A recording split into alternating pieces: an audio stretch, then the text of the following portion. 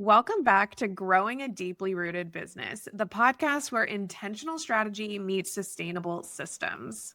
We're so glad you're here. I'm Jess, your systems architect and Notion obsessed strategist who truly believes that systems are self-care. And I'm Rachel, your email marketing mastermind. I'm all about building marketing ecosystems that actually work with the intentional strategy and, you guessed it, all things email at the heart of it. Together, we're on a mission to help women entrepreneurs like you build businesses that are both profitable and purpose-driven. We know you want success, but not at the cost of your health, relationships, or personal joy. Exactly. And that's why every episode we're diving into intentional marketing strategies, sustainable systems, and a really good launch strategy that doesn't leave you burned out. Whether you're refining your operations, planning your next launch, or figuring out how to make your marketing work smarter, not harder, we've got you covered. So grab your favorite drink, get cozy, and let's grow something deeply rooted together. All right. So content should be a growth tool, not a guilt trip, but way too often I see my clients and other business owners, especially my coaches and service providers, stuck on this never ending hamster wheel of constant content creation and not really getting the ROI. Yeah, I think a lot of people they feel like they're writing the post, they're emailing their list.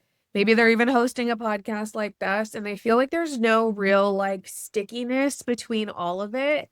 I've heard a lot of people tell me that they honestly feel like they're throwing spaghetti at the wall, not even just one wall, but 7 different walls, hoping that something will stick and leads will convert through and through. Yep. So today we're going to be trying to help you cut through the noise so that you can create content intentionally in a way that doesn't feel like you're working for the algorithm. We're going to share behind the scenes real stories about how Rachel has just helped a client transform their newsletter strategy. And then I'm going to be sharing one of my go-to strategies for almost every client that I work with on how I kind of simplify their content. Yeah. So this workflow. one specifically is for the business owners that really want to get off of that hamster wheel, make the content that's going to compound and not just fuel and feed an algorithm where your content disappears. So let's get into mindset shift. Number 1 is that your content should serve your business, not just the algorithm. I literally always tell people this, that anything you do in business needs to be tied to a particular business goal. We are not just executing for the sake of execution here. Business has a bottom line. Everything should be tied down to that or to some level of a goal in particular. And so I recently had an essentials call. And essentials is, I'll give you a little bit of background into this. It's where we break down a quick and dirty kind of intentional email strategy where we're talking list growth, we're talking lead magnet conversions, alignment of your newsletter with your whole content strategy. So they're the core components of what you truly need to have an email list that's designed to convert. And so this client, she kind of came to me and she was like, I've been sending the most random things. I've kind of just put something out and I'll throw it together. And I go, okay, great. Tell me what's your content strategy? Give me what's your plan there? And she said, well, I do a couple of Substacks a month. I do a LinkedIn post over here. And then I make all of these Instagram content pieces. And then I do all of these talking reel pieces. I'm like, whoa. So you have plenty to be tying into your actual newsletter and all of that. But her problem was that she was literally always stuck with what do I send to my email list? I'm like, lady, you're already doing all of the work. So let's just restructure this for you in a way that makes the most sense. So, and we've talked about the Anchor, kind of content waterfall system. So when you have something like a long form that you're already doing in the sense of a Substack, a LinkedIn, a YouTube, whatever the case may be, you can utilize that as a way that's going to then trickle down. And I won't reveal her whole strategy, but you take it in a way that you can layer in, part of her impact was her personal story. So maybe you give a behind the scenes of, what you were thinking or how that story came to be, what prompted you to write that Substack. Then you kind of say, oh, go read the full story here and lead into then a client success story and then a sales pitch. It can all flush out in a way that directly drives back and doesn't have you recreating the wheel every single time you sit down to create a newsletter or an email or a social post or whatever the case may be. So she's still structuring this and we're in the analysis stage of this. So I think it's going to be really exciting to see how her open rates and engagement like start to change. But I think the most important thing, she's going to be saving like probably a good 5 hours a week on just pure content creation, not just in her email list, but like across the board by switching to her anchor strategy. So I think that's pretty wild. Yeah, yeah, for sure. So I actually called Threads the other day, my favorite Threads. I shared a post that resonated with some people, and it was about how, as business owners, we are like too busy to be creating Mhm. unemployed content, and that every piece of content in our business should have a job. And I know we have like been telling you to plan since mid-December, but this is again where like business planning, mapping out your customer journey comes into play because content becomes really, really simple when you have your launches all mapped out. And then you can kind of work backwards to figure out like what those anchor pieces of content should be. And I think like pretty much at this point, creating anything like specifically just for Instagram is a waste of time. I found this new chart. I posted it on Threads too. Another reason you should follow me over there. But basically, what it's showing is that the lifespan of your Instagram content is Yeah. 19 hours.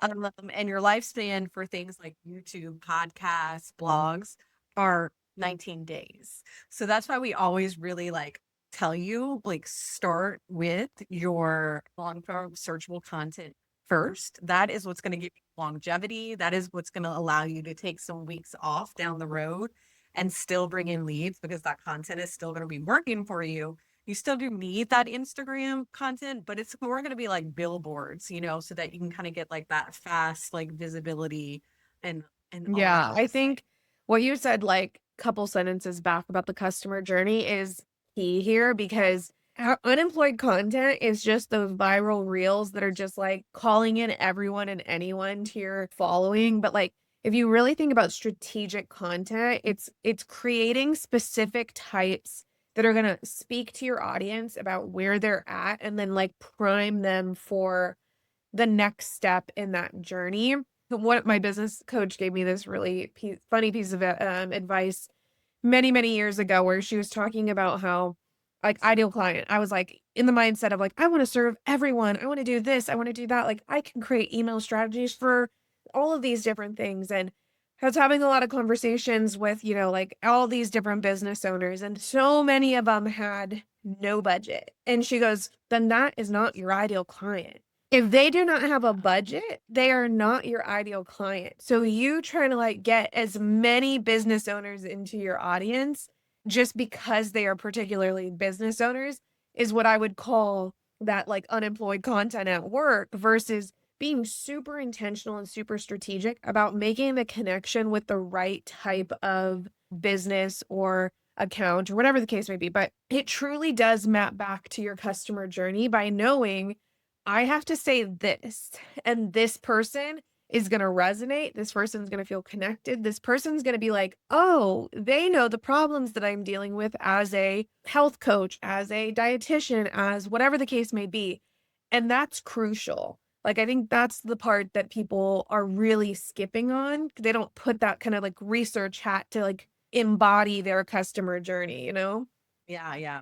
So I'm gonna give away like all of the secrets right now because I have installed this content system into probably about 4 or 5 of my dietitian businesses. And the problem we were solving for is that they do not have a lot of time outside serving their clients to be creating content. So how can we allow them to create one piece of content that then their VA, their assistant can turn into 4 newsletters for the month, social post for the month. And so basically what we do every month is we write one long form blog. That's most of their choices related to whatever we're going to be selling next or whatever we're going to be highlighting next. We map these out 3 months in advance so we can get them good.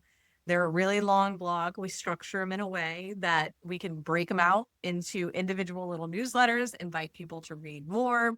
We do like amp up the newsletter a little bit. Like we'll link to like a product that they like and they an Instagram post maybe that really resonated that week as well. But our main piece of content is that. And then from there, we're able to turn it into carousel posts, talking head scripts, B-roll captions, like all without any input from the dietitian. And let me just tell you, I have one business that thankfully I'm grateful. She's kept me around for 4 years now. So I've seen her business go like from 8K and now we're up to 50K months with her.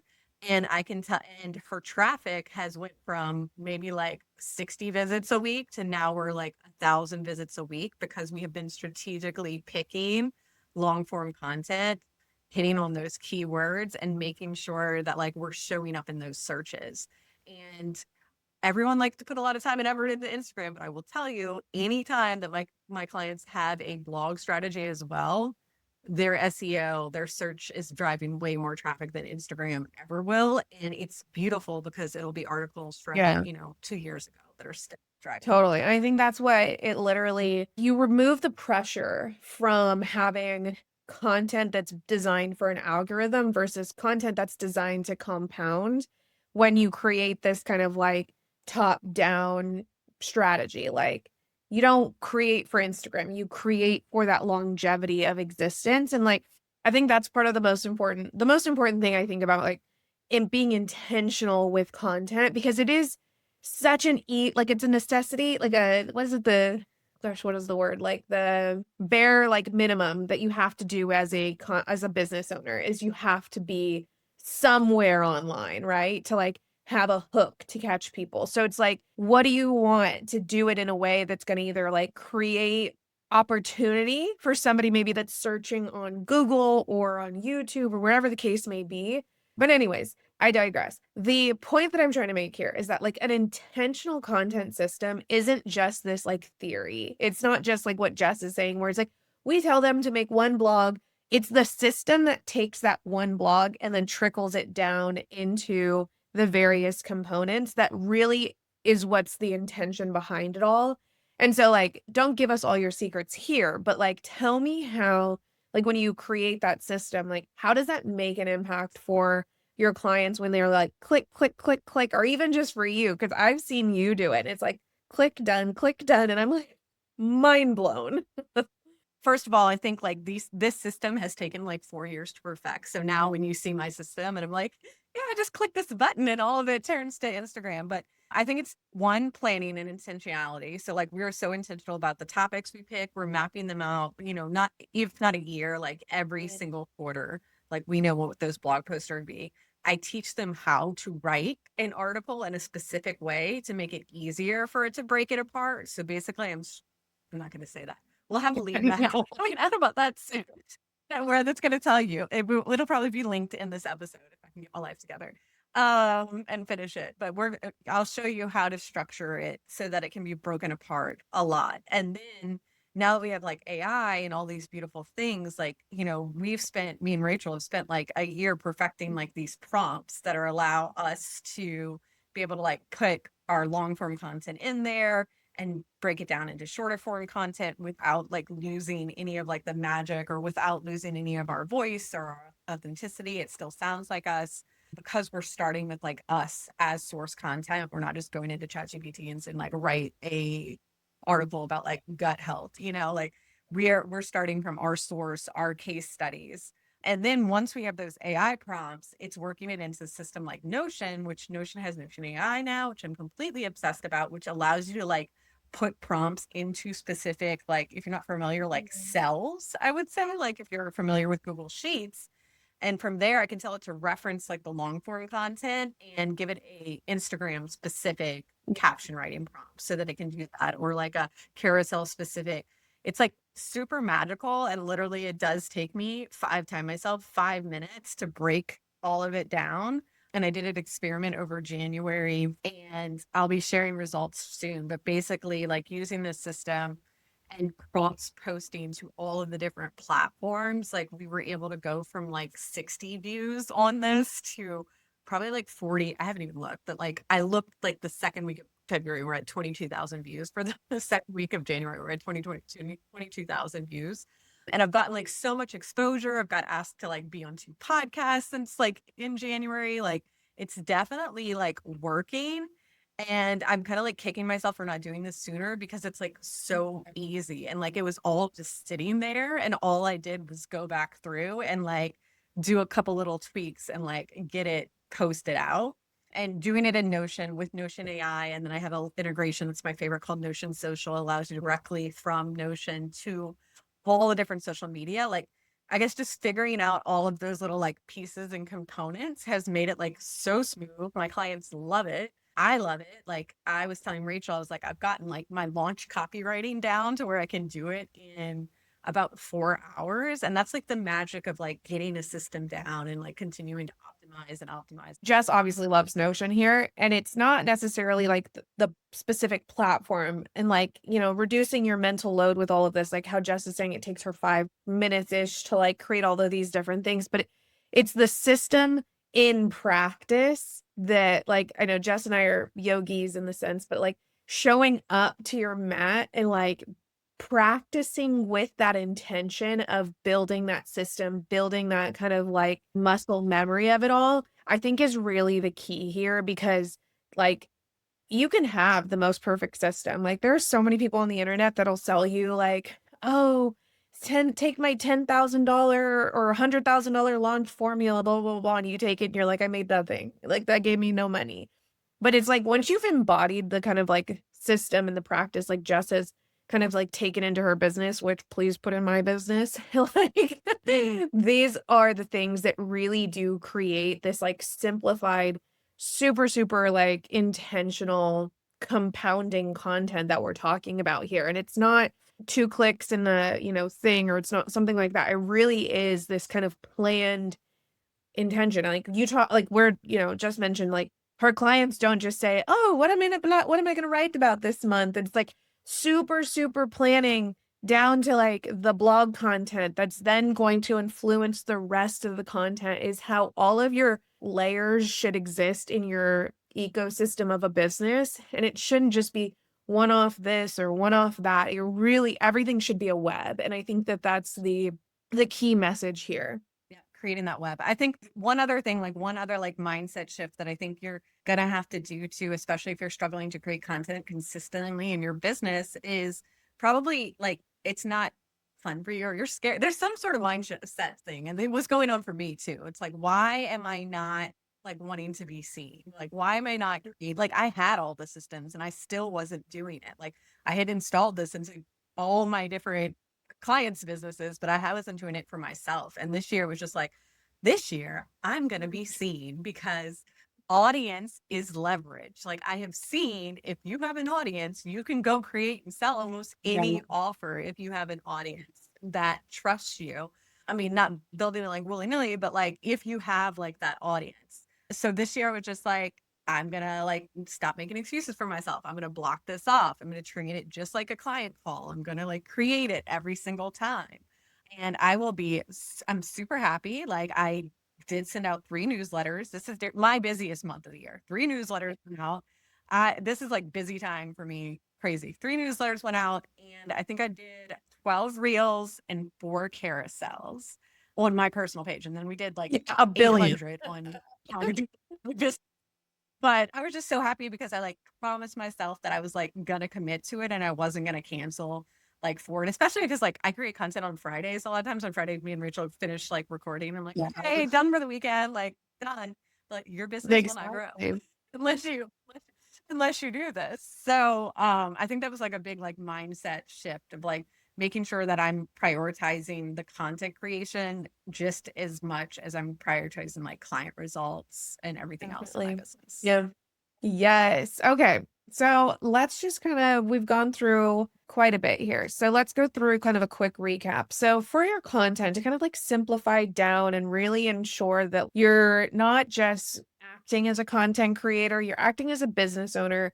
You really should create content that serves the business, like serves a particular goal. That rooted layer, like putting a layer down into that, is that you should be anchoring your content to your customer journey. You should know how to speak to that specific person that truly is your ideal client, budget and everything, and how to get them from, the connection point that is top of funnel algorithm kind of based, like initial search areas, and get them into that next step, whether it be your email list or whatever the case may be. And then moving into that is like the actual like implementation. Like, how do we start with one core idea and not have to turn into 7 different ideas? We can take that one core idea and repurpose down, and then ultimately using a system like a practice to ultimately reduce that mental load that takes that one core idea, repurposes it out, working smarter and not harder. Cause I do think that is the ultimate like essence of what we're trying to say here.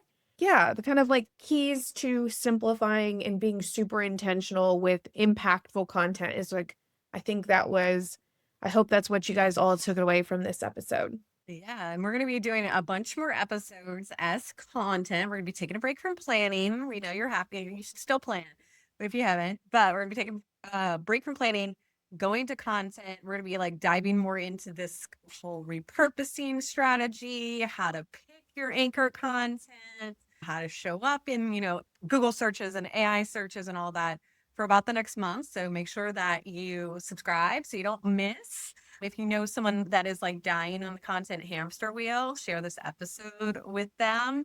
We would also love to hear from you. If this episode resonated with you, you can meet us in Threads or in. I will not be in Threads.